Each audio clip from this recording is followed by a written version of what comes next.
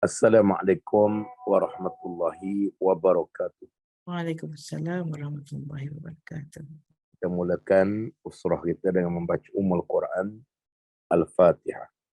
A'udzubillahi minasyaitonirrajim. Bismillahirrahmanirrahim. Alhamdulillahi rabbil alamin. Ar-Rahmanir Rahim. Maliki yaumiddin. Iyyaka na'budu wa iyyaka nasta'in. Ihdinas siratal mustaqim. صراط الذين أنعمت عليهم غير المغضوب عليهم ولا الضالين آمين. بسم الله الرحمن الرحيم. الحمد لله الذي هدانا لهذا وما كنا لنهتدي لولا أن هدانا الله. أشهد أن لا إله إلا الله وأشهد أن محمدا عبده ورسوله. Allahumma salli ala sayyidina Muhammad wa ala ali Muhammad. Asbahna wa asbahal mulku lillah. Walhamdulillahi la syarika lah. La ilaha illa huwa wa ilaihin nusyur. Asbahna ala fitratil Islam wa kalimatil ikhlas. Wa ala dini nabiyyina Muhammadin sallallahu alaihi wasallam. Wa ala millati abina Ibrahim hanifa. Wa ma kana minal musyrikin. Allahumma arinal haqqa haqqan warzuqna ittiba'ah wa arinal batila batilan warzuqna ijtinabah. Rabbi shrah li sadri wa yassir li amri wahlul 'uqdatam min lisani yafqahu qawli. Rabbi yassir wa la tu'assir wa tammim bil khair ya karim, amma ba'd. Alhamdulillah, yang dimuliakan lagi dikasihi Dr. Haji Syed Ayub Syed Mustafa Al-Qudri dan juga Puan Hajah Kartikawati binti Muhammad, yang dikasihi Mama dan seluruh isi keluarganya, yang dimuliakan Kak Tini dan juga seluruh ahli-ahli usrah Miftahul Jannah yang sudah belasan tahun kita bersama di sini, dan yang dikasihi para warga kerja SKB dan juga para usahawan-usahawan Nexus SKB di mana saja berada, mudah-mudahan dalam rahmat, dalam kasih sayang, dalam penjagaan, istiqamah dengan amal-amal Islam yang ikhlas dan diredai oleh Allah. Mudah-mudahan akhir hidup kita dalam keadaan husnul khatimah, selamat dunia dan akhirat. Alhamdulillah, syukur pada pagi yang penuh dengan rahmat dan barakah ini kita dipertemukan setelah sekian lama bercuti. Sejak daripada saya pergi Mekah sampai balik tak sihat. Balik 4-5 hari tu okey lagi. Kemudian tak berapa sihat. Dan satu family pun tak sihat. Sekarang ni cucu saya pun kritikal, terpaksa pakai oksigen 24 jam. Sudah 5 hari berada di Pantai Medical Center. Cabut oksigen, terus tak boleh nafas. Katanya kena radang paru-paru yang serius. Jadi dah 5 hari ni doktor cuba cabut oksigen malam, tak boleh lagi. Jadi tak apalah. Ujian-ujian daripada Allah itu. Ahasiban nasu an yutraku an yaqulu amanna wa hum la yuftanun. Tak cukup, kata Allah, sekadar kita menyatakan keimanan pada Allah, sedangkan kita belum lagi diuji oleh Allah Subhanahu wa taala. Bila datangnya ujian, baru kita tahu tahap iman kita sebagaimana. Sebab Allah kata, Allazi khalaqal mauta wal hayata liyabluwakum ayyukum ahsanu amala. Bahawa Allah jadikan hidup, mati dan hidup ini sebagai suatu pentas ujian untuk melihat siapakah di kalangan kamu yang paling baik amalnya. Ahsanu taqwa, ahsanu amala, yang paling baik amalnya. Disebut oleh ulama-ulama tafsir, amal yang baik yang diterima oleh Allah ini, yang pertama mestilah amal yang dipersetujui oleh Nabi SAW mengikut syariat Allah. Yang keduanya, amal yang dibuat mesti kerana Allah Subhanahu wa taala. bukan tujuan lain. Jadi kalau niat kerana Allah tapi tak menepati syariat, maka dia terhindar daripada dapat pahala dan diterima Allah. Ataupun mungkin menepati syariat, sembahyang, puasa, zakat dan pelbagai lagi, tapi bukan kerana Allah. Kerana nak tunjuk-tunjuk pada manusia, maka dia juga ditolak oleh Allah.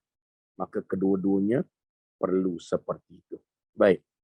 Jadi alhamdulillah pada pagi ini saya tak rujuk pada mana-mana kitab kerana majoriti daripada kita ni mungkin tak ada kitab Tibbul Qulub Imam Ibn Qayyim Al-Jauzi, dan kita juga sudah hampir habis Hayatus Sahabah. Minggu depan kita balik tengok kitab kita. Jadi pada pagi ini saya nak ajak diri saya dan semua kita melihat suatu tajuk yang sangat besar dalam Islam. Semua tujuan penciptaan ibadah adalah untuk mendapat perkara ini, iaitu namanya rahsia ketenangan jiwa. Tenang ini merupakan suatu nikmat yang besar. Bukan duit banyak menjadi tenang. Duit banyak menjadi salah satu alat untuk tenang. Tetapi ada orang yang duit tak banyak. Macam sahabat Nabi SAW, namanya Abu Darda radhiyallahu anhu. Tidur bawah jambatan, tidur di kaki-kaki lima. Kemudian pernah selepas kematian Nabi, kewafatan Nabi SAW, Sayyidina Umar datang menziarahi Abu Darda radhiyallahu anhu. Kemudiannya dalam keadaan rumah pun tak ada, duduk di Madinah macam saya pergi baru ni dan mama pun pergi, pun ajak ketika pergi, masa tu musim sejuk.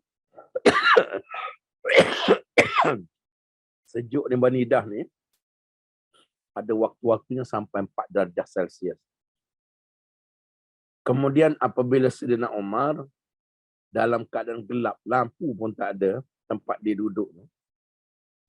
Bila Sayyidina Umar meraba-raba tempat tidur Abu Darda, didapati Abu Darda tidur di atas pasir yang sejuk. Tak ada satu lapis apa pun. Kemudian bila pegang pula musim sejuk macam tu, dengan apa dia selimut? Kita bawa jaket apa semua. Dengan apa selimut? Maka bila pegang, kain selimutnya nipis bagaikan kulit bawang. Waktu itu menangis teresak-esak Sayyidina Umar. Ya sahabatku, kenapa kamu macam ni?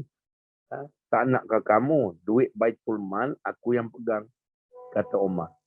Biar aku membantu kamu membina rumah, memberi sedikit keselesaan pada kamu daripada kamu hidup seperti ini. Sebab kamu seorang sahabat Nabi yang agung, yang besar. Lalu Abu Darda kata, wahai Amirul Mukminin, apakah kamu tak ingat pesan Nabi ketika bersama dengan kita dulu? Iaitu Nabi pesan, hiduplah kamu di atas muka bumi ini bagaikan seorang musafir, bagaikan seorang pedagang. Dan apa yang kita ada akhirnya akan semua ditinggalkan.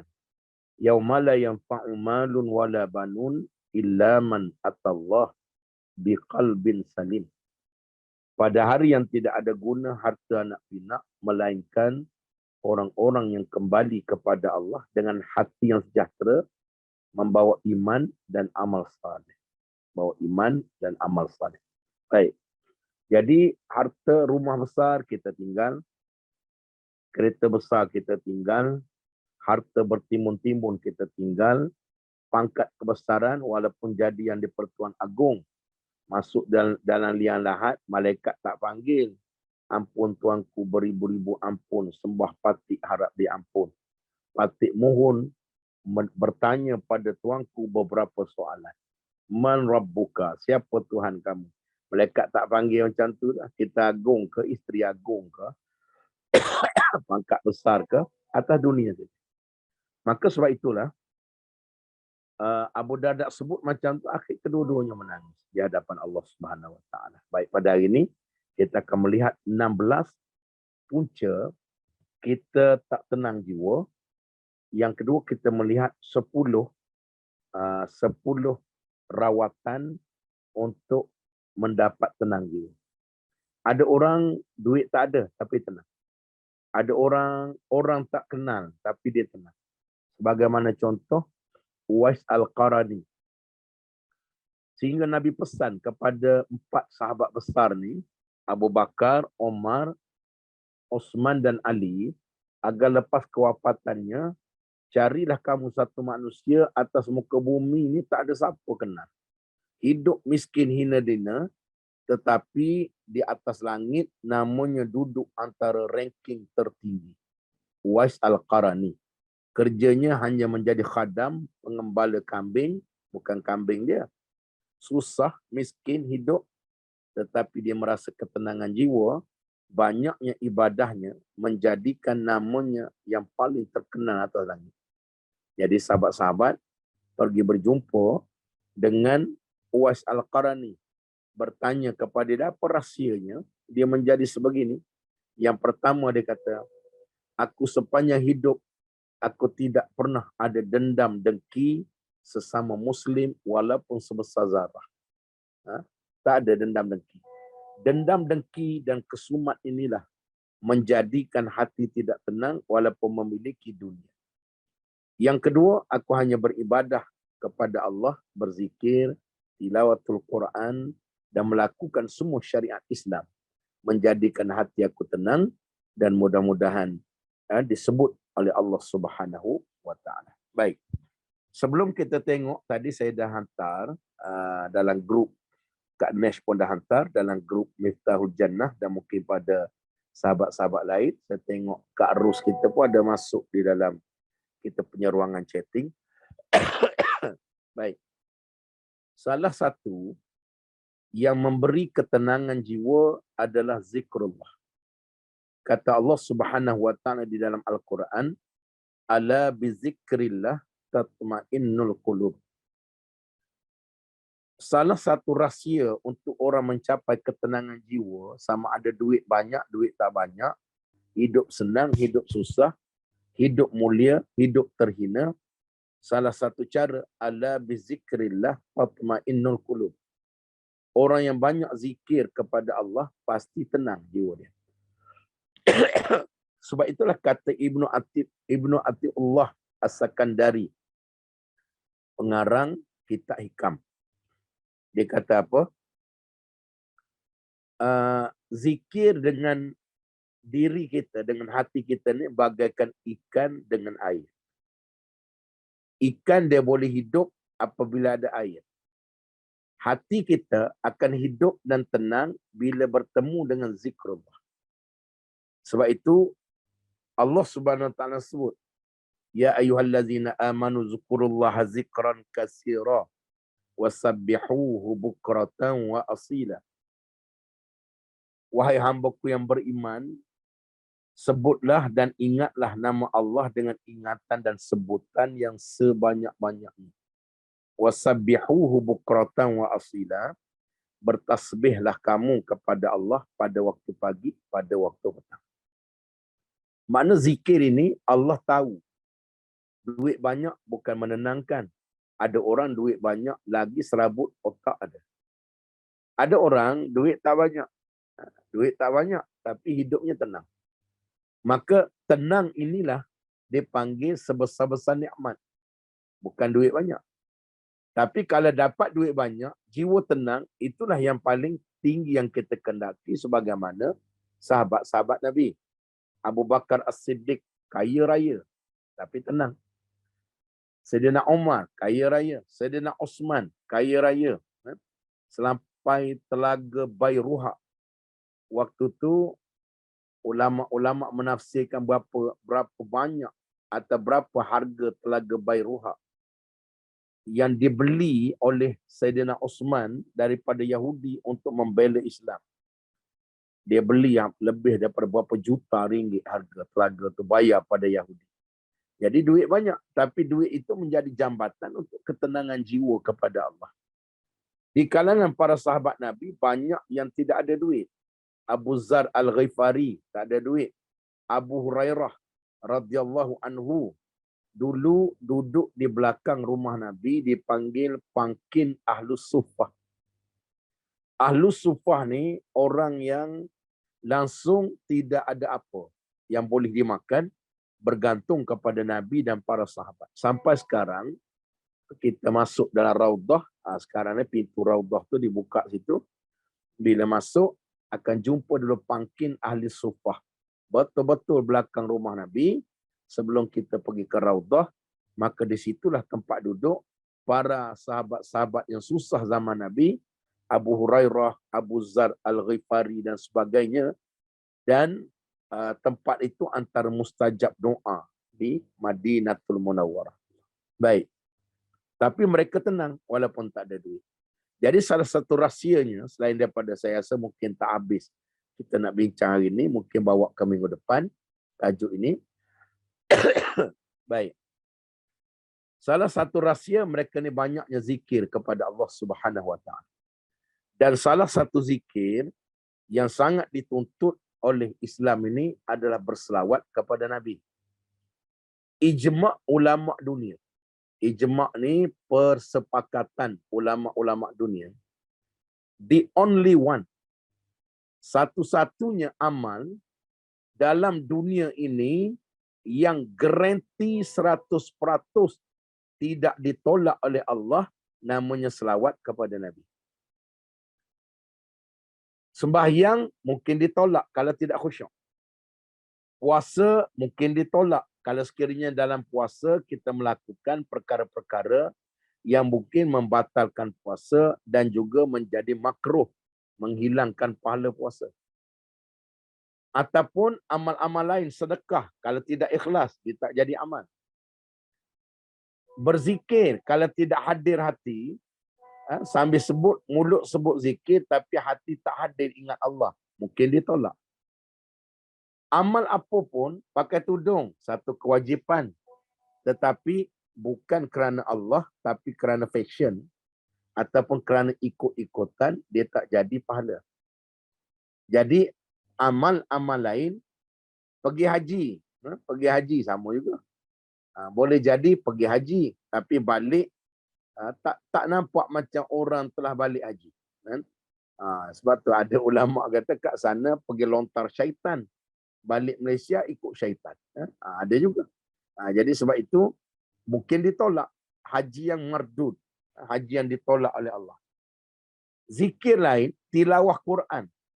Kalau baca Quran sebab nak tunjuk kita ni pandai Quran, kita alim, kita bagus, suara sedap, maka dia juga ditolak sebagai amal yang saleh. Apatah lagi baca Quran sebab nak tunjuk pada orang. Allah sediakan, kata Nabi di dalam hadis sahih, suatu lubang daripada lubang-lubang neraka yang dipanggil Jub al-Huzni. Jub al-Huzni, satu lubang neraka yang paling panas, disediakan untuk para orang-orang yang baca Quran sebab nak tunjuk pada orang. Sampai setiap hari, neraka sendiri minta doa pada Allah agar dijauhkan daripada kepanasan Jub al-Huzni. Lubang neraka Jub al-Huzni yang terlalu panas kerana hadiah ataupun kebinasaan untuk orang yang membaca kalam Allah, tapi sebab ada kepentingan diri nak tunjuk kita ni pandai, mungkin ditolak. Tapi selawat pada Nabi, ijma' ulama' dunia, selawat pada Nabi walaupun tak ingat pada Nabi, mulut sebut Allahumma salli ala Sayyidina Muhammad wa ala ali Sayyidina Muhammad. Walaupun masa tu dia ingat mi kari, masa tu dia ingat macam-macam lah. Apa hadiah Puan Kartika nak bagi. Selalu Puan Kartika ni belah tahun dah. Mesti dia bagi buah tamar mekjol yang besar-besar. Sekali makan 3 tahun kenyang. Kan? Sebiji-sebiji tu bapak besar. Mana dia beli pun tak tahu. Kan? Jadi, mungkin kita dia ingat benda lain. Dia ingat tengah hari ni nak makan tengah hari kat kedai lebih dolar ke apa ke. Ataupun nak makan kat mana. Tak ingat pada Nabi. Tapi ijma' ulama' dunia, markah dapat penuh. 100% selawat pada Nabi. Tapi kalau sekiranya selawat ingat pula pada Nabi, markahnya lagi bonus extravaganza, lagi besar. Jadi sebab itulah alangkah ruginya bila kita tak selawat. Mungkin sedekah banyak tapi takut tolak. Mungkin semayang banyak tapi takut tertolak. Terutama semayang-semayang sunat. Tapi selawat kepada Nabi, ijma' ulama' dunia, tidak ada garanti Allah terima. Sama ada ingat pada Nabi, ingat pada Allah, atau tak ingat langsung. Mulut sentiasa berselawat. Allahumma salli ala Sayyidina Muhammad wa ala ali Sayyidina Muhammad. Sehingga Nabi sebut di dalam hadis yang sahih. Barang siapa yang berselawat 10 kali pagi, 10 kali petang atau malam secara istiqamah. Bukan 1000, 10 hanya. 10 pagi, 10 petang. 10 ni tak sampai pun 2 minit habis. Ringan. Tapi pahala dia kata Nabi garanti 100%. Wajib dapat syafaat. Saat nanti ditimbang amal kita, dosa banyak. Sebab amal kita tadi tertolak. Selawat ni tadi akan datang jadi topak kepada amal. Kerana Nabi sebut, datang syafaat aku akan tolong kamu selamat. Jadi saya nak cadang pada kita semua agar mulai hari ini cuba disiplinkan diri untuk berselawat sekurang-kurang 10 kali pagi, 10 kali petang. Kalau mampu 100 kali. Kalau mampu lagi 500.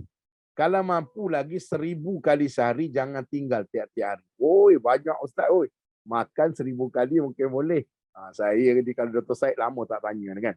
Kalau bab makan mencekik, duduk kat Mekah tiap-tiap malam, kawan-kawan tu Arab tu dia bawa pergi rata tempat. Baru ni dia kata nak try dah. Baby kambing 2 bulan. Dia kata nasi mandi baby kambing 2 bulan. Kita ni jenis membujur lalu melintang sapu. Walau Dr. Said lagi lah macam-macam nasihat. Sampai Mekah hancur lebur. Kan? Satu dulang itu 1,500. Kan? Satu dulang nasi mandi tu 1,500 seekor kambing baby. Lemak dia pegang kat tangan tak ada minyak walaupun setitik. Nanti kita pergi Mekah, kita try baby kambing. Lepas baby kambing, besok tu Arab tu bawa, Ustaz, semalam baby kambing, malam ni baby unta pula. Unta 2 bulan. Makan pula, makan 1000 kali sehari pun boleh. Nak berzikir kadang malas juga kan.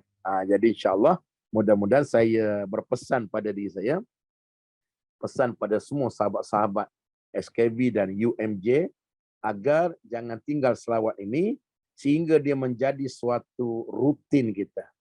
Mula-mula mungkin berat nak buat 1000. 1000 ni paling lama 1 jam. Nabi sebut dalam hadis, orang yang berselawat 1000 kali sehari, Nabi takkan masuk syurga sampai Nabi tunggu orang yang berselawat 1000 sekali ini akan tunggu depan pintu syurga untuk dipimpin tangan masuk syurga. Masya Allah. Kan? Jadi yang kedua, kalau ada masalah banyak dalam hidup, tak tenang jiwa, resah gelisah, rezeki susah, kehidupan sukar, hutang banyak, tekanan demi tekanan, berselawat pada Nabi, menyelesaikan jutaan masalah. Kerana the only one, tadi saya sebut satu-satu amal yang tidak ditolak. Ingat tak ingat? Yang kedua, satu-satunya amal yang manusia, yang Allah buat macam manusia. Allah tak semayang, Allah tak buat sekolah tahfiz, Allah tak infak, Allah SWT tak puasa Ramadan, Allah Ta'ala tak pakai tudung, kita tak tahu kan, Allah Ta'ala, semua amal manusia Allah tak buat. Tapi the only one, amal nak menunjukkan besarnya selawat pada Nabi, innallaha wa malaikatahu yusalluna 'alan nabi. Ya ayyuhallazina amanu sallu alaihi wasallimu taslima. Sesungguhnya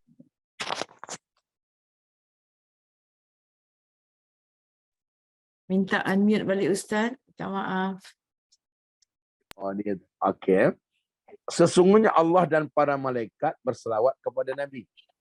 Maknanya satu-satu amal manusia yang Tuhan buat namanya selawat. Tuhan tak semayang. Tak ada ayat Quran kata Tuhan semayang. Tak ada ayat Quran kata Tuhan bayar zakat. Tapi bab selawat maknanya besarnya selawat. alangkah ruginya kita bila kita tidak berselawat kepada Nabi SAW yang dijamin dapat syafaat, yang dijamin menyelesaikan banyak masalah. Saya balik daripada beberapa tahun dulu, balik daripada airport, saya tak ingat daripada mana, naik satu taksi. Driver taksi tu dia sebut kat saya, dia kata, sama-sama dia tengok kita pakai jubah kan. Kita dah pakai jubah apa, mesti ustaz lah. Dia asal pakai jubah ustaz lah kan. Bukan, jubah tu bukan pakaian ustaz. Kemudian dia sebut, dia saya mana kata ustaz, saya ni tekanan hidup sungguh. Hutang ada ratus ribu lagi belum bayar. Rasa macam nak bunuh diri pun ada, dia kata. Bawa taksi sekarang ni Grab banyak. Kan, Grab banyak, kemudiannya macam-macam pesen dia lagi. Akhir bawa taksi pun tak berapa banyak sangat duit. Hutang nak selesai macam mana? Saya kata, abang baca Quran tak? Baca juga jarang-jarang. Abang selawat tak? Selawat jarang sangatlah. Baik, saya nak cadang pada abang. Oleh kerana tekanan banyak, cuba selawat 1000 kali sehari. Lepas 40 hari abang telefon saya. Jangan tinggal sehari pun 40 hari. Dia pula taat sungguh. Mungkin banyak masalah dia baca. Hari-hari sambil bawa taksi, saya kata orang bawa taksi paling untung. Boleh habis puluh ribu zikir. Dia pun akhirnya, dia pun buat apa yang kita cadang pada dia. Dengan izin Allah, tak sampai setahun. Tiap-tiap hari 1000 kali. Dia telefon saya. Dia kata, Ustaz, hutang saya ratus ribu, Tuhan buka jalan 1 sen. Semua tak ada. Dapat bayar 100%. Saya pun tak tahu daripada mana jalan yang dia datang. Jadi, itu kelebihan selawat. Sebab, bila sekali kita selawat, Allah doakan kita atas langit 10 kali. Yang doa ni, saya selalu kalau pergi Mekah, saya akan pergi ziarah ulama-ulama di Mekah. Kan? Kawan-kawan kita sana bawa pergi. Tahun ni dapat pergi jumpa Mufti Mekah. Kan? Mufti Mekah. Satu dunia tak boleh masuk. Satu dunia tak boleh masuk kilang kelambu Kaabah. Grup saya 2 bas semua boleh masuk kilang kelambu Kaabah. Kan? Jadi, kita pakai kabel Mufti Mekah. Jadi, Alhamdulillah, dia kata, anta nak masuk kiswah Kaabah. Saya kata yang paling akhir saya masuk tahun 2000 berapa dulu. Lepas tu dia tutup. Dia kata, mari kita masuk. Dia hello budak-budak dia dalam tu. Dapat 2 bas. 80 orang. Semua boleh masuk. Kan? Tu dia panggil suatu. Bila kita ada kawan-kawan yang macam tu. Ziarah. Jadi satu kebaikan. Kalau jumpa orang alim. Kita akan minta dia tolong doakan kita. Baik. Dengan selawat, bukan orang alim doa. Allah sendiri yang doa. Sebab tu masalah kita banyak selesai dengan selawat pada Nabi. Jadi insyaAllah, baik pada pagi ni, macam saya sebut tadi, tajuk kita ni dia tak habis dalam seminggu 2. Mungkin 2-3 minggu baru habis. Baik, hari ni saya ada post tadi, satu selawat, dipanggil selawat Bushra. Selawat Bushra.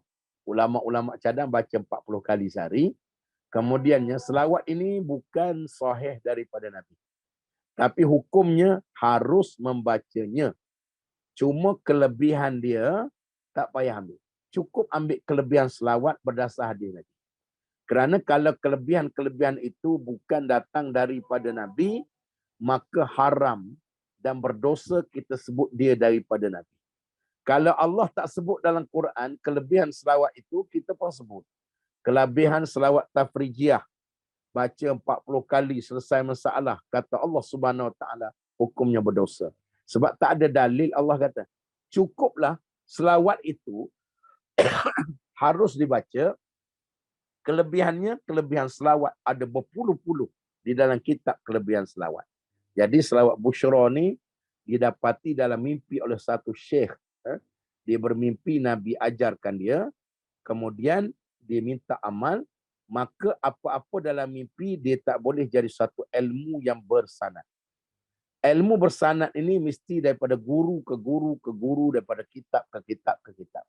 Tapi kalau sesuatu daripada mimpi, walaupun jumpa Nabi, dia tidak dikira amalan ilmu yang bersanad.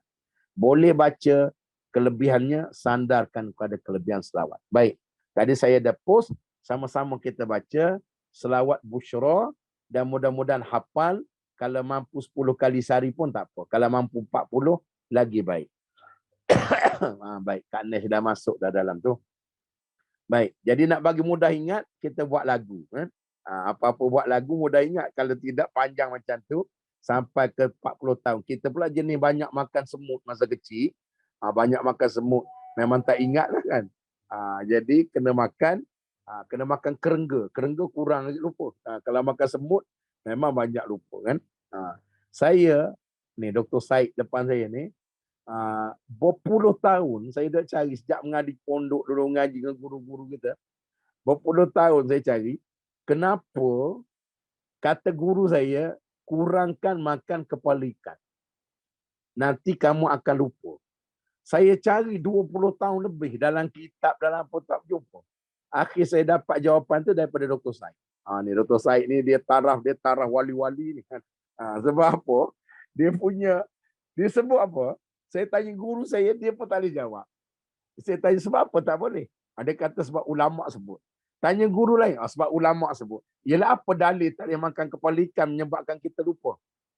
Rupa-rupa kata Dr. Said, ikan ini, saya ingat lagi kata Dr. Said, kalau nak bagi anak kita makan, jangan bagi makan ikan yang besar-besar. Kerana lagi besar ikan, lagi tinggi kandungan raksa dalam badan dia. Merkuri. Merkuri ni kesannya menyebabkan otak mudah lupa. Sebab tu Dr. Said pernah sebut kat saya, orang yang ambil ubat-ubat ataupun kosmetik yang ada merkuri, jadi cantik, boleh jadi putih, tapi otak jadi bodoh. Jadi, sebab itu kalau nak bagikan bilis saja pada anak kecil. Ikan bilis, sehari seekor. Jangan bagi ikan sekilo lebih. Saya ingat lagi kata Dr. Said, kerana apa? Ikan ini dia mula rosak, bermula daripada kepala. Sebab tu orang pergi beli ikan, orang jangan tengok ekor, orang tengok insang dia. Kalau insang dia tak berapa merah, makna ikan itu rosak.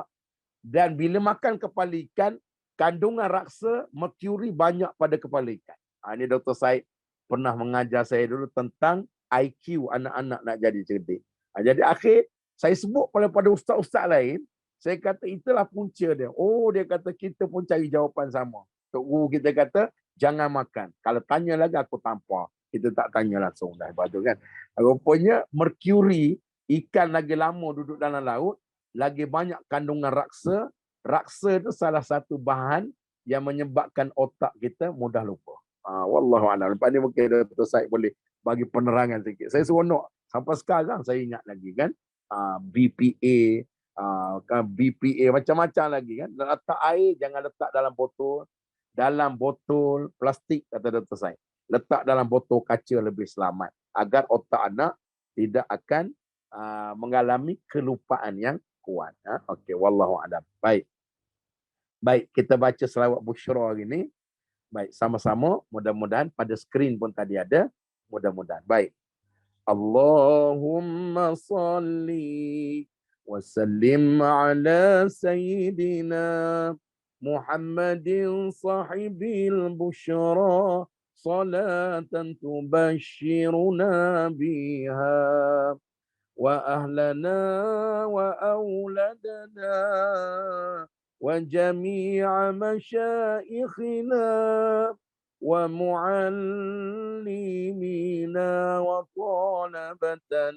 وطالبتنا من يومنا هذا إلى يوم الآخرة.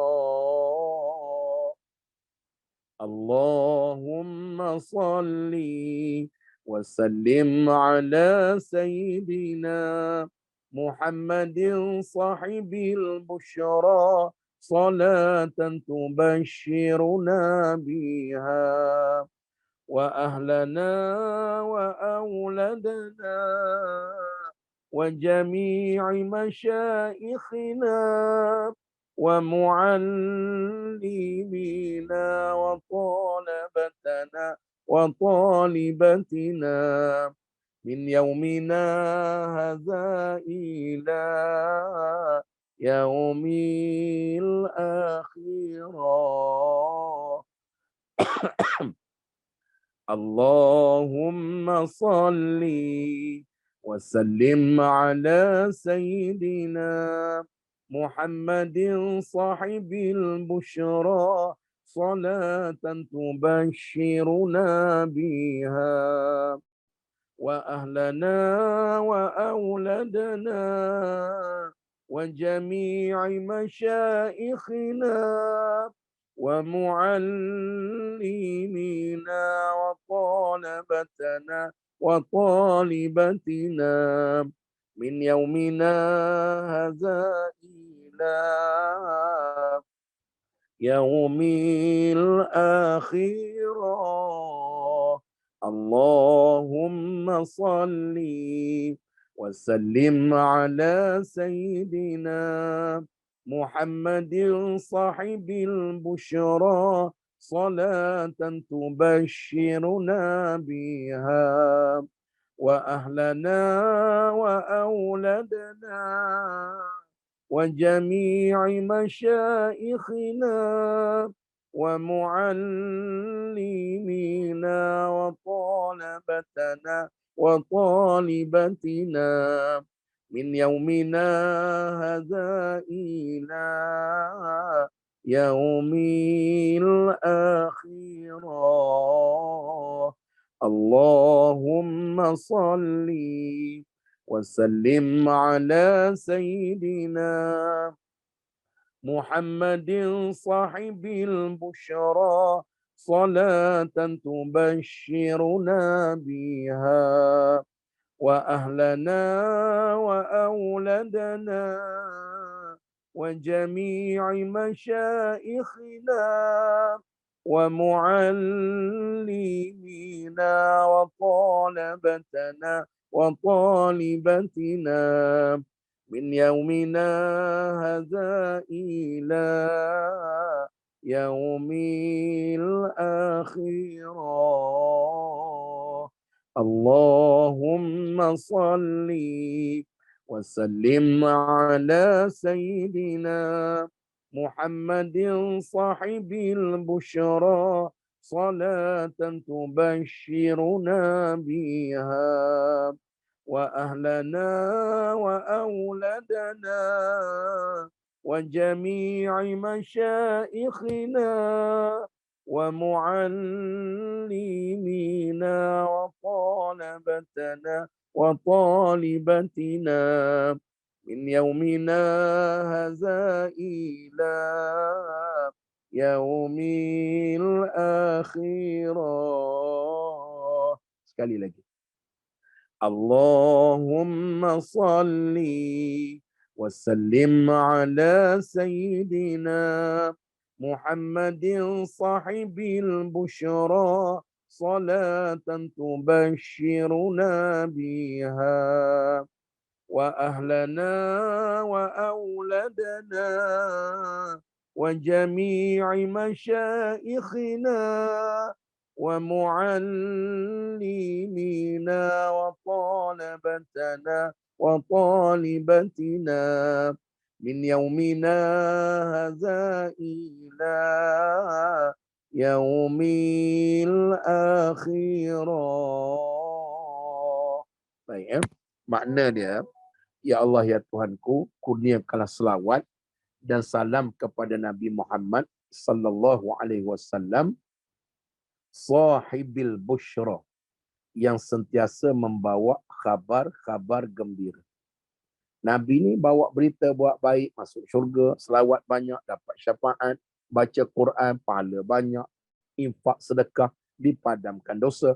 Sahibil busyra dipanggil Nabi ni sebagai pembawa khabar gembira. Salatan tubashiruna biha, yang mana mudah-mudahan dengan selawat ini memberikan kami khabar gembira. Kita nak agar dunia ni kita dapat benda kegembiraan, mati nanti juga dalam kegembiraan, duduk dalam lubang kubur dalam kegembiraan, duduk di mahsyar dalam kegembiraan, akhirat nanti bergembira bersama Nabi di dalam syurga Allah. Salatan tubashiruna biha. Untuk siapa? Untuk kita, wa ahlana, untuk ahli keluarga, wa auladana, untuk anak-anak, wa jami'i masyaikhina, untuk masyaikh, guru-guru, murabbi kita yang pernah mendidik kita, asbab mereka kita dapat hidayah Allah. wa muallimina, guru-guru lain, wa talabatana, kita semualah, wa talabatana wa talibatina, orang-orang yang sedang belajar, baik lelaki baik perempuan, min yaumina, atau baca min yaumi pun tak apa. Min yaumina, bermula daripada sekarang ini, hari ini, yaum, haza ila yaumil akhirah, sehingga berita gembira kita dapat daripada sekarang sampai akhir, ya, sampai akhirat nanti. Ada ulama-ulama yang kata amalan testimoni mereka amal 40 kali sehari, dengan izin Allah rezekinya lancar. Sebab berita gembira lah, rezeki lancar, perniagaannya maju, bisnesnya naik, masalahnya selesai, hutangnya selesai, rumah tangga bahagia, hidayah dapat, iman ilmu makin bertambah, amal makin baik, akhlak makin baik. Jadi kita akhirnya dapat khabar gembira daripada Nabi. Jadi insyaAllah, mudah-mudahan tujuan buat lagu tu agar kita mudah ingat. Kalau tak buat lagu, sampai kiamat pun belum tentu ingat. Sebab kita jenis makan semut ni agak susah kan. Baik, kita sambung perbincangan kita. Dah sampai, ada setengah jam lagi lebih kurang. Kita tengok setakat yang dapat, nanti mungkin kita sambung 2-3 kali. Baik. Ketenangan jiwa ni, dia panggil suatu nikmat yang besar. Tak semua manusia dapat. Nabi dia duit tak ada, tapi jiwanya tenang. Baik. Oleh kerana tenang jiwa ni, dia duduk pada hati. Nak dapat tenang jiwa, kena cari suatu yang dapat menenangkan hati. Macam mana nak jadi duit tak ada, tenang hati. Duit ada, lagi tenang. Rumah, duduk dalam rumah, tenang. Di rumah tangga kita duit banyak, tapi rumah tangga berantakan. Berantakan. Saya salah seorang panel kepada penyelesai masalah di Selangor ni. Masalah orang bercerai, kahwin, cerai, kahwin, cerai. Sekarang tak payah ambil Selangor, ambil Kelang saja. Daerah saya duduk Kelang ni. Sekarang ini ada 3,000 lebih kes perceraian pasangan muda bawah daripada 2 tahun kahwin bercerai. Dalam proses nak kaunseling, di Kelang saja ada 3,000 orang lebih. 3,000 pasangan. Kalau campur seluruh daerah Selangor, ada 28 parlimen, saya rasa berpuluh-puluh ribu. Itu Selangor. Belum campur Kelantan, belum campur Johor. Dalam Malaysia ni jawapannya juta orang. Jadi kadang duit banyak, rumah tangga berantakan, tak tenang. Duit banyak, kadang-kadang anak pula yang tak kenal agama, makin lama makin haru biru. Kan? Duit banyak, suami tak kenal Islam. Kan? Macam-macam pesen ada. Kan? Jadi sebab itu, kita kata bahawa jiwa ni adalah hakikat diri seorang. Manusia terdiri daripada zahir dan batin. Tenangan jiwa ni sangat penting atas muka bumi. Kerana duit banyak tak tenang, tak ada guna. Pangkat besar tak tenang, tak ada guna. Tapi duit tak banyak, tapi tenang, itu berguna. Paling tinggi duit banyak, tapi tenang. Itu yang hakikat para sahabat Nabi. Contohnya Abdul Rahman bin Auf. Terlalu kaya. Kata Aisyah radhiyallahu anha, kalau kamu tengok daripada jauh, debu-debu naik ke atas langit sampai langit menjadi kuning kerana debu, itulah petanda rombongan perdagangan perniagaan Abdul Rahman Auf sedang dalam perjalanan ratusan kilometer. Belum sampai Madinah, langit telah bertukar menjadi merah kerana debu-debu kaki kuda naik ke atas sampai macam tu, nak menunjuk terlalu banyaknya keuntungan yang Abdul Rahman Auf dapat. Tapi dia seorang yang tenang. Kan? Baik. Kemudian dengan ketenangan jiwa timbul perasaan tenteram. Puas dengan apa yang diperolehi. Tidak kecewa dengan diri.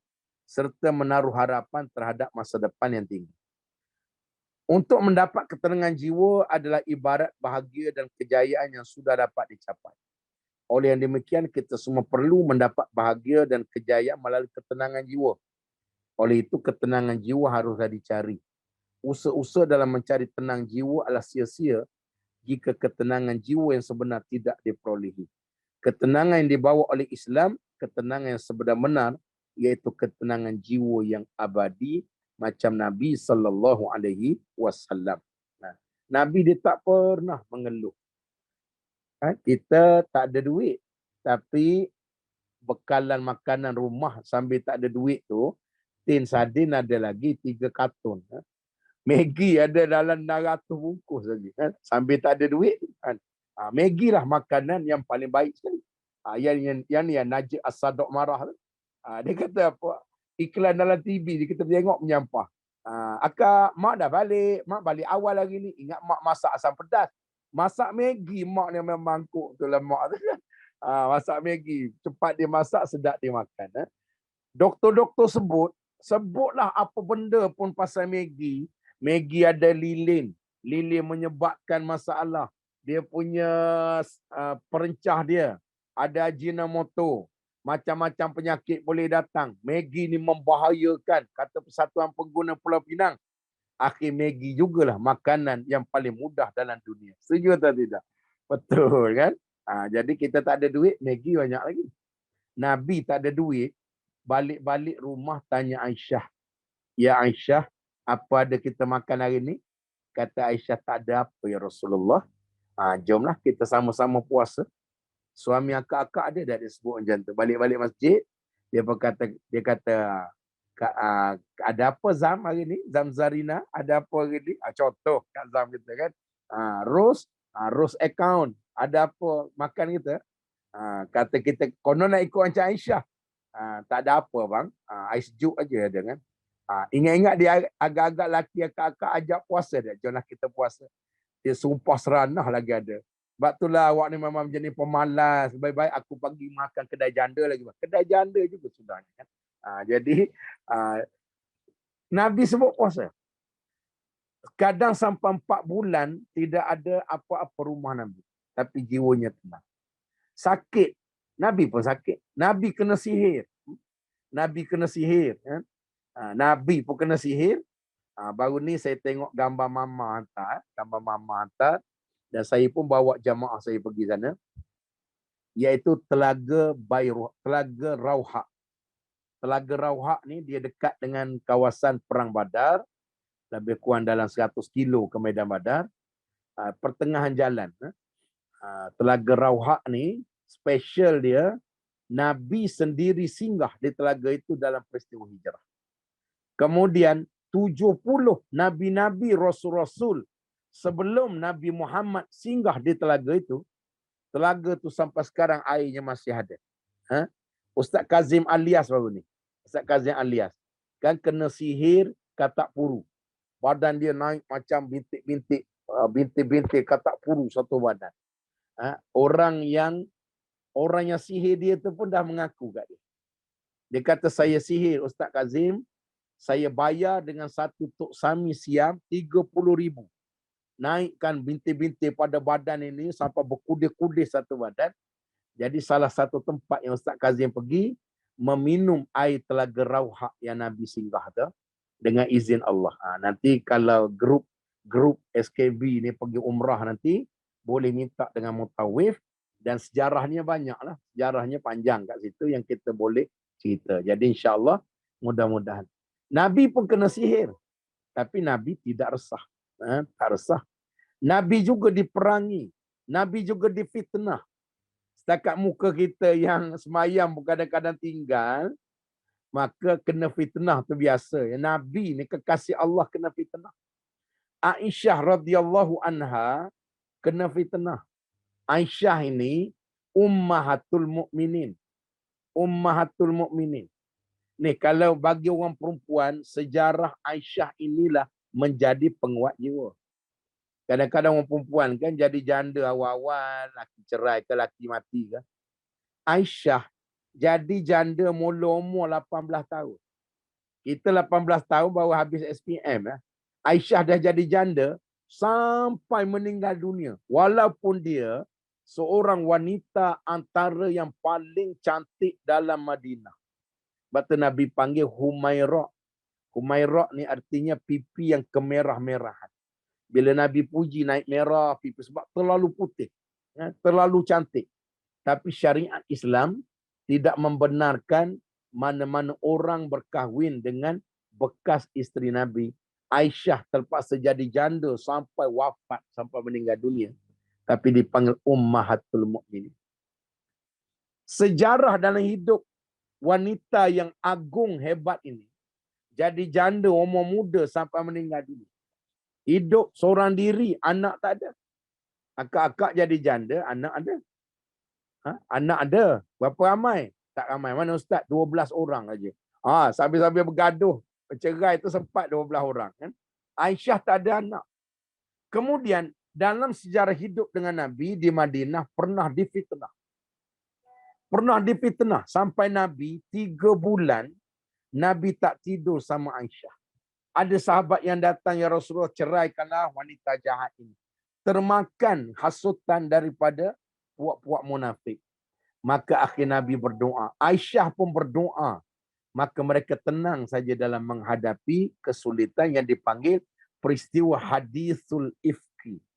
Hadithul Ifki, kisah Aisyah difitnah oleh orang-orang munafik di Madinah. Maka sampai Nabi tak tidur dengan Aisyah ni berbulan-bulan.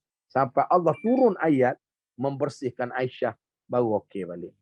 Makna biasa, Nabi sakit. Nabi pernah kena racun. Nabi pernah kena sihir. Nabi tak ada duit. Nabi di pulau. Nabi difitnah. Nabi dihalau. Nabi dibaling batu. Nabi menghadapi tekanan tapi tak pernah mengeluh. Sebab jiwanya tenang. Tapi bila yang Nabi mengeluh, satu tempat saja. Saat nyawanya ditarik daripada tubuh, waktu tu Nabi tanya Israel, ya Israel, macam mana sakitnya mati aku? Lalu kata Israel, wahai Muhammad, sakit mati kamu ni yang paling ringan yang aku tarik di kalangan manusia atas muka bumi, seolah-olah macam langsung tak ada rasa sakit. Apa kata Nabi? Aku rasa bagaikan dihiris 70 mata pedang. Waktu tu Nabi mengeluh, baru mengeluh bukan untuk diri. Nabi mengeluh, Nabi sebut, ya Allah, ya Tuhanku, andainya inilah sakitnya mati, aku mohon padamu, pindahkanlah sakit mati umatku, biar semua kena pada aku. Masya Allah. Kan? Jadi, sebab Nabi tenang jiwa. Baik, hari ini kita tengok sikit saja. Punca tak tenang jiwa. Ada 16 punca. Kalau kita nak bahas satu-satu, terlalu panjang, kita sebut ringkas. Yang pertama, jiwa jadi tak tenang bila kita menzalimi orang. Bila zalim pada orang. Zalim ni bukan bunuh. Zalim ni bukan sekadar kita baling batu kat dia. Zalim ini umpat. Zalim ini kutuk. Zalim ini hina. Zalim ini fitnah. Zalim ini kita pulaukan dia. Menzalimi itu, ingat ya, doa orang kena zalim ini sangat mustajab. Pengalaman saya lah, saya pernah difitnah. Bukan pernah, banyak kali kena fitnah. Akak-akak yang duk berniaga, jaga. Kata ulama dalam dunia ni, nak tahu apa yang kita buat tu berjaya, nak tahu apa yang kita buat berjaya, maka pasti setiap kejayaan itu akan diiringi dengan datangnya fitnah. Apa yang dibuat berjaya, terutama duduk dalam masyarakat Melayu. Ni, keliling rumah saya ni, kedai-kedai makan, punya banyak datang jumpa saya. Dia ingat kita tahu bomoh kan? Dia kata, Ustaz, kedai makan saya, dulu laku, sehari dapat 5,000. Hari ni sekarang 5 sen pun tak ada. Tak ada orang datang, Ustaz. Tak datang. Rupanya, kita kata kita bagilah nombor kawan-kawan kita yang pandai berubat ni. Kita tak pandai. Sebab saya dengan hantu, saya pun takut hantu. Hantu pun tak lari dengan saya. Jadi, akhir sekali lepas berubat, okey balik. Maknanya, dia tak boleh tengok. Orang Melayu ni banyaknya hati busuk. Dia tak boleh tengok orang senang, dia jadi susah hati. Dia suka tengok orang susah, jadi senang hati. Ini hati. Jadi akhirnya, kena fitnah. Doa orang kena fitnah ni jadi. Saya dulu dapat projek buat training dengan Menteri Besar Selangor, semua jabatan. Tiap-tiap minggu. Dapat duit lah masa tu kan. Bila dapat duit, kawan-kawan kita fitnah. Perkawan lain. Dia duk nak projek tu, rupa dia fitnah. Dia sebut macam-macam. Macam-macam. Akhirnya saya tarik diri. Saya kata banyak lagi benda lain boleh buat. Cuma saya doa pada Allah. Ya Allah, kau tunjuklah yang benar itu benar. Yang salah itu salah. Dia datang berlari setelah 2 bulan. Dia datang berlari dalam satu farmasi kat Kelang. Saya sedang beli ubat. Dia datang berlari, pegang tangan saya. Dia cium. Dia cium, Ustaz, tolonglah. Maafkan saya. Tolong. Padahal saya tak jumpa dia. Saya tak hubungi. Saya tak buat apa pun. Tapi doa orang kena zalim ni dia jadi. Dia datang mengaku, tolonglah Ustaz. Saya dah 2 bulan tak boleh kencing. Saya dah 2 bulan. Hari ni saya tengok Ustaz kat tadi. Saya lari daripada kereta. Tolonglah Ustaz. Saya kata saya belum doa yang jahat lagi. Bukan saya seorang. Siapa pun. Orang fitnah. Orang buat jahat. Buat zalim. Kalau mereka doa. Pasti doa orang kena zalim ini Allah tidak tolak. Itu antara contoh-contoh yang ada lah. Jadi sebab itu hati-hati. Jangan banyak buat zalim. Baik. Ada satu sahabat Nabi namanya Urwa bin Auf. Urwa bin Auf, perkara ini disebut di dalam Sahih Bukhari. Di dalam bab apa hukum kalau kita kena zalim, kita doa keburukan pada orang. Contoh, rumah tangga kita sampai bercerai kerana sihir. Kita tahu memang dia yang buat sebab dia dengki, dia pernah ada perasaan pada suami kita. Akhir sekali dia hantar gunakan jampi daripada tok batin orang asli, kita tengok suami kita jadi benci. Tengok benci, makan sekali benci, sikit punya hal bergaduh berhari-hari, itu tanda ada sihir dalam rumah tangga. Baik pergi cek.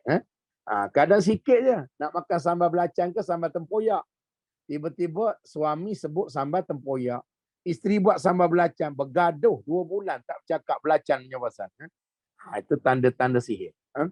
Tanda-tanda sihir. Urwa bin Auf ini, dia seorang pemimpin yang alim, yang baik. Difitnah oleh satu orang yang dengki nak jadi pemimpin. Padahal orang Islam juga.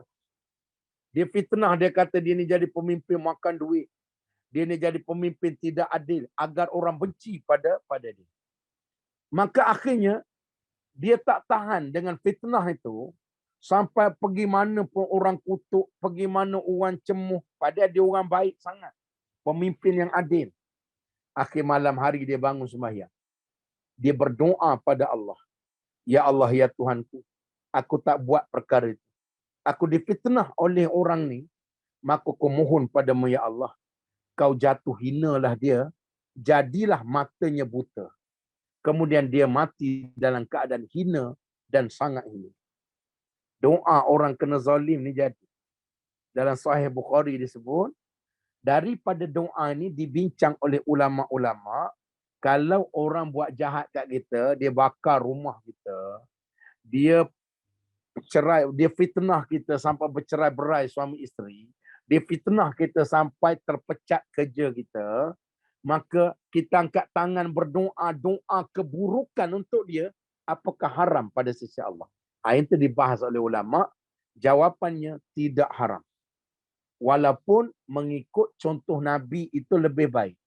Waktu Nabi pergi ke Taif, dilempar dengan batu, dizalimi, Nabi doa yang baik-baik. Tapi hukum kalau kita dizalimi, kita doa buruk macam Urwa bin Auf tadi, dia angkat tangan berdoa, ya Allah, kau jadikanlah kedua mata orang yang fitnah aku ini buta. Dan kau jadikanlah dia mati dalam waktu terdekat ini dalam keadaan hina. Akhir sekali tuan-tuan tahu apa jadi? Tak sampai 40 hari. Kedua-dua mata yang fitnah tadi, buta kedua-dua. Dan dia mati bersama dengan pelacur. Padahal sebelumnya ahli masjid. Mati bersama pelacur. Ulama-ulama bahas perkara ini, apa hukum? Harus. Walaupun yang paling baik, doa yang baik, Tuhan selesaikanlah fitnah dan bukalah hati pada orang fitnah agar minta maaf. Itu lebih baik. Tapi kalau kita dah tak tahan macam Urwa bin Auf, akhir sekali dia doa Jadi sebab jaminan Nabi orang kena zalim kalau dia doa pasti tidak akan ditolak. 3 doa yang tidak ditolak. Yang pertama orang puasa sampai dia berbuka. Yang kedua pemimpin-pemimpin yang adil yang menegakkan agama Allah. Yang ketiga orang yang dizalimi kemudian minta pasti Allah balas segera, Allah bagi segera apa dia sebut. Jadi yang kedua ulama nak sebut bahawa mustajabnya doa orang kena zalim. Jadi sebab tu kalau kita zalimi orang, walaupun duit mungkin ada 400 bilion, dia tidak akan tenang sampai kiamat. Baik. Yang kedua, banyaknya buat dosa. Ibu-ibu, bapa-bapa, sahabat-sahabat sekalian, banyak dosa ni perkara yang diharamkan dalam Islam jadi dosa. Dosa mata, dosa telinga, dosa mulut, mengumpat orang tak berhenti. Berkumpulnya semua di hati. Menjadikan hati terhijab dengan makrifat pada Allah, jadi tak tenang. Kemudian, dosa makan benda yang haram. Tak usah bimbang lah. Kita tengok orang kaya raya kerana makan rasuah. Tanyalah dia tenang tak jiwa? Takkan tenang. Barang yang haram masuk dalam hati takkan tenang sampai kiamat. Berniaga yang haram. Haram dari sudut cara, haram dari sudut perbuatan. Haram dari sudut sumber. Niaga ular sawa. Kan? Niaga babi. Contohnya. Kan? Dapat tangkap babi masuk bawah rumah, dapat 4 ekor. Sayang pula baik pergi jual kat China, dapatlah 4,000. Lepaslah buat pergi umrah tadi. Barang yang haram makan, haram pakai, haram jual. Kecuali ada beberapa di fatwa macam kucing. Haram makan, harus jual. Ataupun ambil cara haram. Sebab tu saya ucap tahniah kepada para Nexus yang ada depan kita ini. Yang ada depan kita. Iaitu orang berniaga. Dr. Said orang berniaga. Puan Hajah Kartika orang berniaga. Sahabat-sahabat kita Nexus orang berniaga. Untung orang berniaga ni. Untung orang berniaga. Apa dia? Nabi sebut dalam hadis yang sahih. Orang yang berniaga, at-tajirus saduqul amin. Syarat berniaga benar lagi amanah. Berniaga benda yang betul. Produk SKB ni semua 100% halal, 100% dikaji, dibuat dengan betul. Banyak saja benda yang tak betul dalam pasaran ni. Saya dah kawan dengan Dr. Said ni dah 20 tahun. Dah 20 tahun. Tepat bulan 3 ni, 15 hari bulan 3 ni, cukup 20 tahun usia persahabatan saya dengan Dr. Said. Hari pertama jumpa dia, mungkin Dr. Said betul ingat, 15 hari bulan 3. Hari pertama saya jumpa Dr. Said. 15 hari bulan 3 tahun 2003. Sampai sekarang 2023, cukup 20 tahun. Ini mungkin nak kena sambut happy anniversary dengan Dr. Said ya kan? Jadi maknanya Dr. Said duk dedah pada saya sejak sekian lama, punya banyak dan jalan industri yang menipu. Akak-akak selalu orang tanya jamaah saya, kalau pergi umrah, antara Mekah Madinah orang nak jual madu lebah.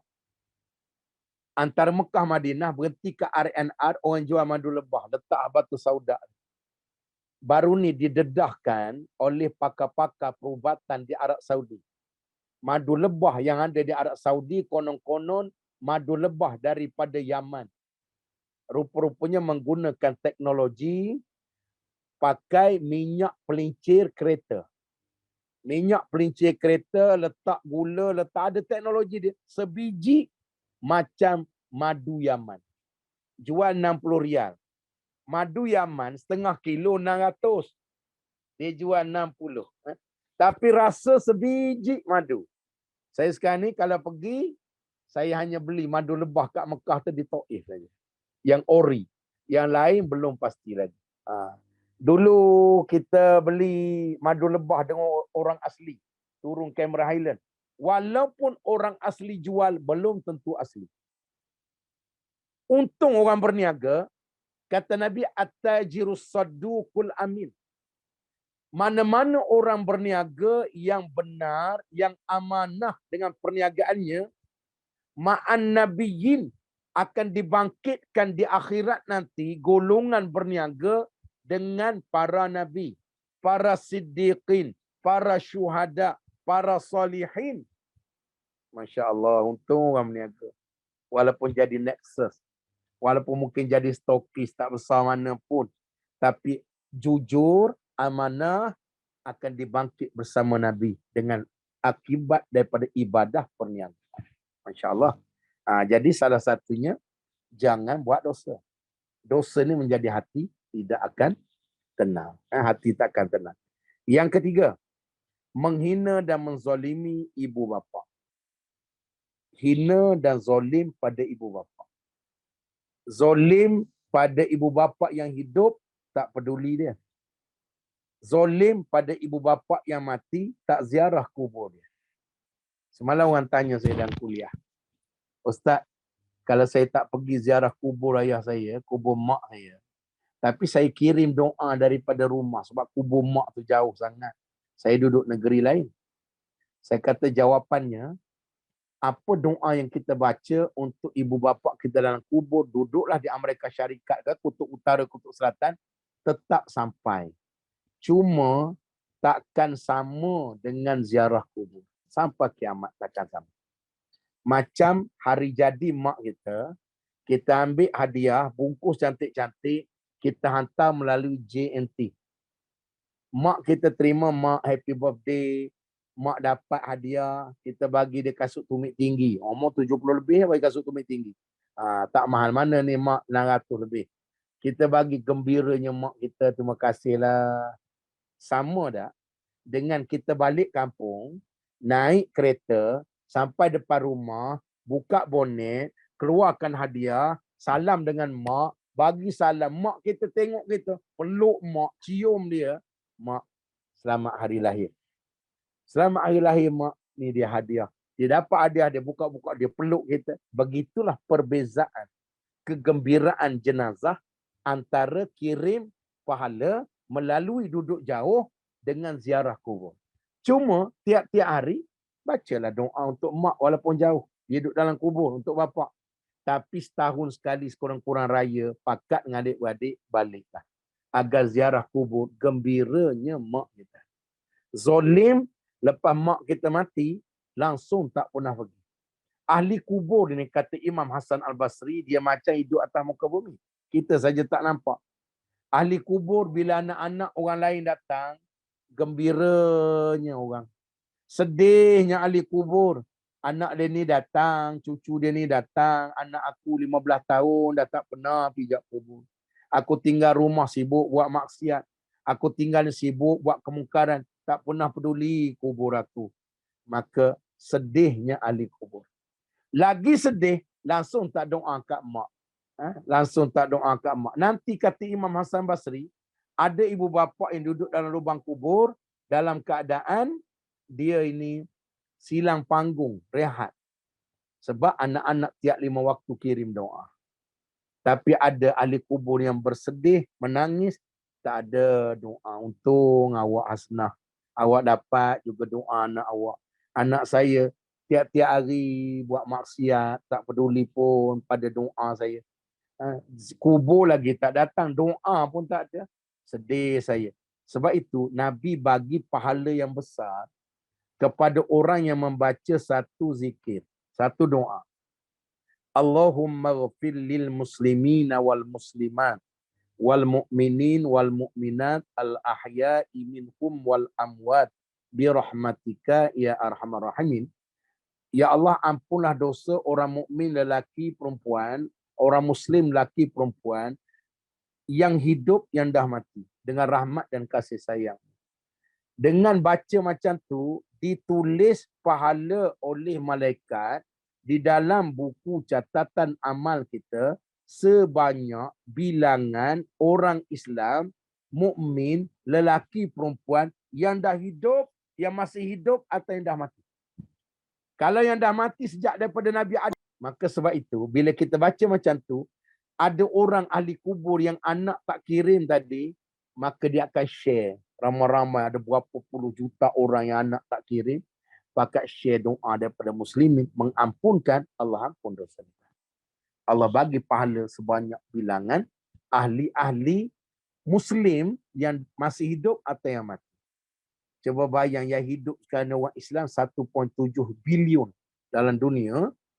Kalau kita baca Allahumma ghafir lil muslimina wal muslimat wal mu'minina wal mu'minat al ahya'i minhum wal amwat bi rahmatika ya arhamar rahimin. Allah bagi pahala banyak.